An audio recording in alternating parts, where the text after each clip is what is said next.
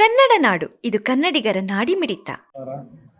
ಬೆಳಗಿನ ಅವಧಿಗೆ ಹುಣಸೆಕಟ್ಟೆಯ ಮುಖ್ಯ ಶಿಕ್ಷಕರು, ಇಡೀ ಶಾಲಾ ಸಿಬ್ಬಂದಿ ಡ್ಯೂಟಿಯನ್ನು ಮಾಡಬೇಕಾದ್ರೆ ಇನ್ನೇನು ಊಟದ ಸಮಯ ಸುಮಾರು 11:10-15 ನಿಮಿಷದಲ್ಲಿ ಬೆಳಗಿನ ಅವಧಿಯಲ್ಲಿ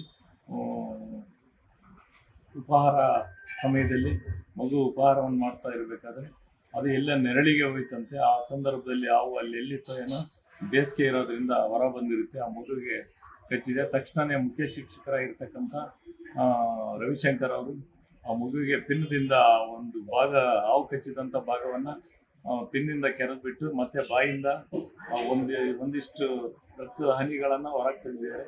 ತತ್ಕ್ಷಣ ಅಲ್ಲಿ ವ್ಯಾನ್ ಇತ್ತು, ಅವರೆಲ್ಲರೂ ಕೂಡ ಸಿಬ್ಬಂದಿ ಎಲ್ಲರೂ ಕೂಡ ಬಂದು ಸರ್ಕಾರಿ ಆಸ್ಪತ್ರೆಗೆ ಬಂದು ಸೇರಿಸಿದ್ರು.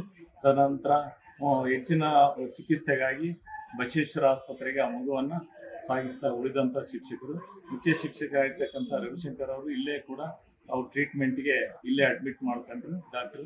ಅನಂತರ ಮಗುವನ್ನು ನಾವೆಲ್ಲರೂ ಕೂಡ ಶಿಕ್ಷಕರ ಸಂಘದ ತಾಲೂಕು ಅಧ್ಯಕ್ಷ ಕೆಂಚಪ್ಪನವರು, ಕಾರ್ಯದರ್ಶಿ ರೂಪ ಅವರು, ಜಿಲ್ಲಾಧ್ಯಕ್ಷ ಮಹಂತೇಶ್ ಅವರು, ನಿರ್ದೇಶಕರ ಪ್ರಕಾಶ್ ಅವರು, ಮಾಜಿ ಅಧ್ಯಕ್ಷ ವೀರಣ್ಣ ಅವರು, ಎಲ್ಲ ನಮ್ಮ NRT ಸಾಹೇಬರು, ನಮ್ಮ DDP ಕಚೇರಿಯ ಸಿಬ್ಬಂದಿ, ಆನಂತರ DDP ಎಲ್ಲರೂ, BO ಮೇಡಮ್ ಅವರು, ಗಿರಿಜಾ ಮೇಡಮ್ ಅವರು ಎಲ್ಲರೂ ಕೂಡ ಹೋಗಿ ಆ ಮಗುವನ್ನು ನೋಡಿ ಡಾಕ್ಟ್ರ್ ಜೊತೆ ಮಾತಾಡಿಬಿಟ್ಟು ಒಳ್ಳೆ ಟ್ರೀಟ್ಮೆಂಟ್ ಕೊಡಿ, ಮಗು ಹೇಗಾದರೂ ಮಾಡಿ ನೀವು ಉಳಿಸ್ತಕ್ಕಂಥ ಕೆಲಸ ಮಾಡಬೇಕಂತ ಅವರಲ್ಲಿ ವಿನಂತಿಸ್ಕೊಂಡು ಉತ್ತಮವಾಗಿರ್ತಕ್ಕಂಥ ಚಿಕಿತ್ಸೆಯನ್ನು ಮಗುವಿಗೆ ಕೊಟ್ಟರು.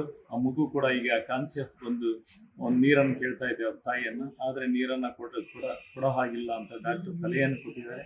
ಈ ರೀತಿ ಮಗು ಉತ್ತಮವಾಗಿರ್ತಕ್ಕಂಥ ಒಳ್ಳೆಯ ಚಿಕಿತ್ಸೆಗೆ ಸ್ಪಂದಿಸಿ ಚೆನ್ನಾಗಾಗ್ತಕ್ಕಂಥ ಲಕ್ಷಣಗಳನ್ನು ನಾವು ನೋಡಿ ಬಂದ್ವಿ.